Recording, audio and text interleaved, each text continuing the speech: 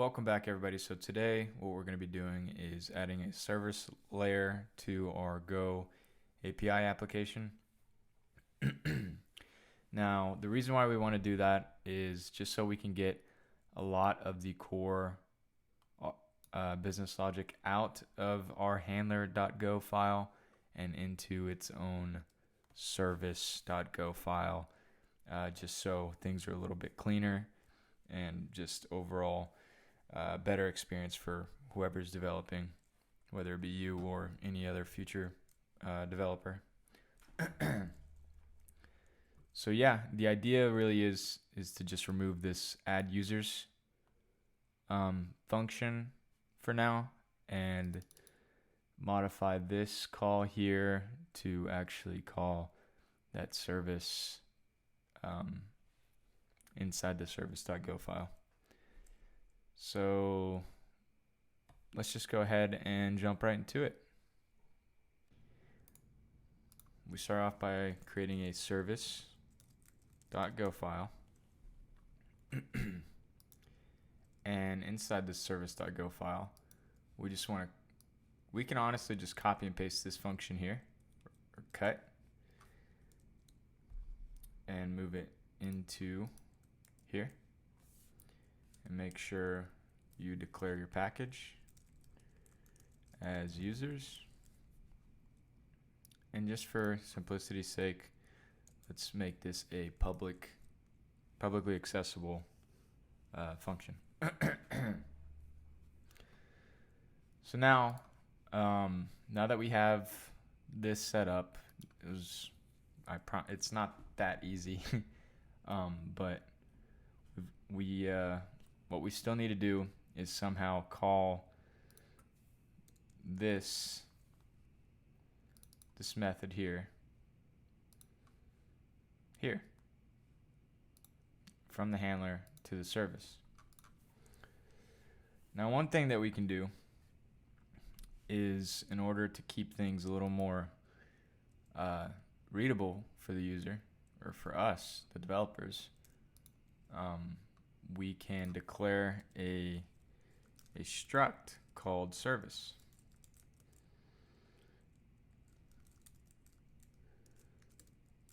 And inside the service, let's have a database instance of database.db connection. Now, if you look back at our database connection.go file, our DB connection is just these Go SQL cluster and session variables. So what we're going to want to do here is basically add a receiver here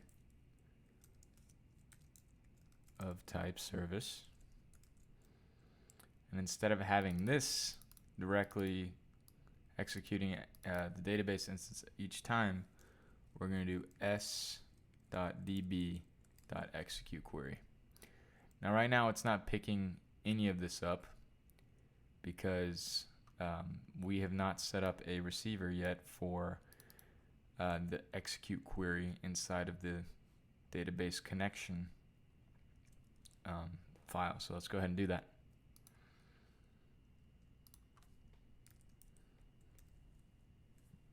And we're going to do, whenever we call a database connection instance, we're able to call this execute query function. And if we go back to our service, that should now be fixed, and it is. So now we're able to do that. Now, the last thing we want to do is make this a little bit easier to understand what's going on. That way we don't just have random methods named and function calls within our handler, even though it is inside the same package, and someone can assume that this method, if it's not declared in this file, it's declared somewhere inside of this users package. But what I like to do, or what I used to like to do, we're going to have a whole refactoring of a different type of architecture later on. But what I like to do is declare a service here, an S of type, well, new, and then that service, what we're doing here is declaring a new variable S, and it's a new instance of this service struct here, which includes the database connection, which allows us to access anything within that. But really, we're using this this service instance for this S variable. We're using it mostly for just for this receiver here, for add user. That way we know that we are calling this function here.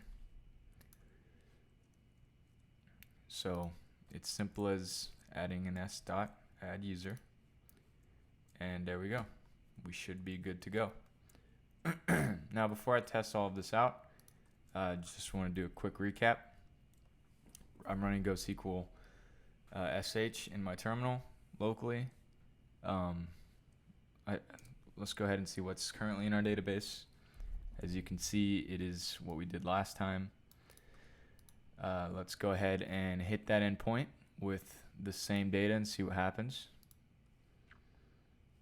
Oh, gotta run it first. Right.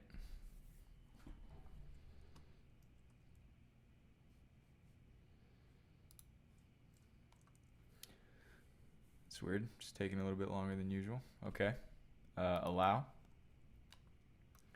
Let's hit that endpoint again. And if we select all from users, you can see that nothing's changed.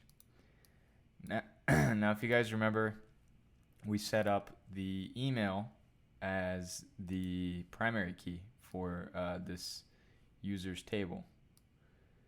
Now, what this does is, or what this means is that there can only be one email for the primary key. Like, yeah, you can't have multiple rows of data with the same email, because that is the primary key.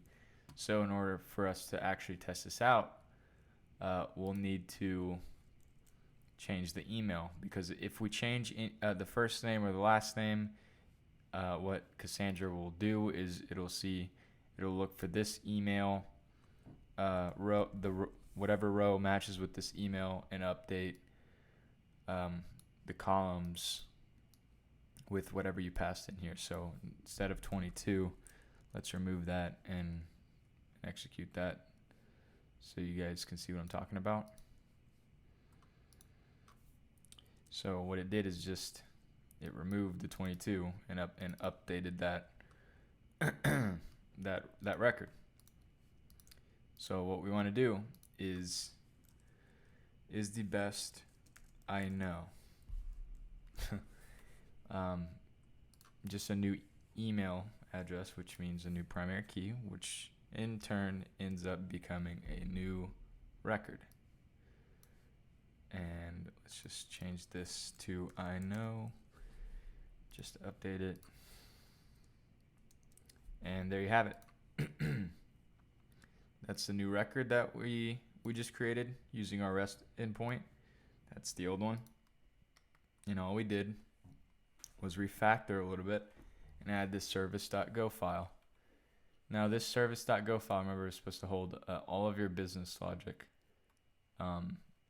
What I did here was add the query directly, but typically you want to have this inside your actual database connection.go file. You would have a function here called add user with that query set up already. And all you would have to do is pass in the user here in the service file.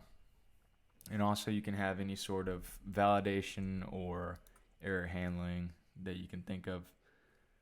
But yeah, that has been a quick refactor and a tutorial on adding a service layer to your Go REST API application.